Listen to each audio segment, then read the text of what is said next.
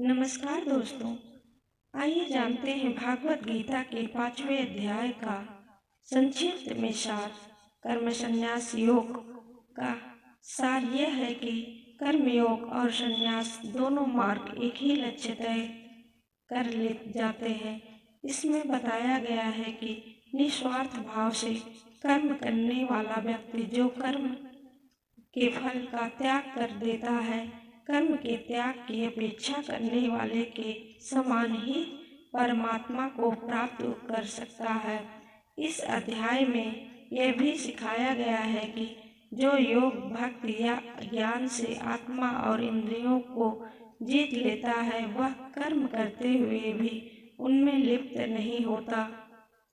कर्मयोग और संन्यास। यह अध्याय कर्मयोग निस्वार्थ कर्म और संन्यास सांसारिक कर्तव्यों का त्याग के बीच सामंजस्य स्थापित करता है। समता। दोनों मार्ग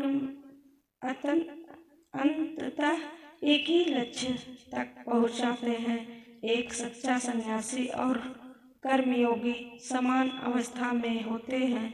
कर्म फल का त्याग। कर्मयोगी को कर्म करना चाहिए, लेकिन उसके फल की चिंता नहीं करनी चाहिए। कर्मों में लिप्त न होना। जो योग द्वारा अपनी आत्मा और इंद्रियों को वश में कर लेता है, वह कर्म करता हुआ भी कर्मों में लिप्त नहीं होता। शांत और ज्ञानी व्यक्ति जो शास्त्र विधि का पालन करता है, पापों और संशयों से मुक्त होता है और सभी प्राणियों के हित में लगा रहता है, वह परम शांति और परमात्मा को प्राप्त करता है। सभी प्राणियों में परमात्मा।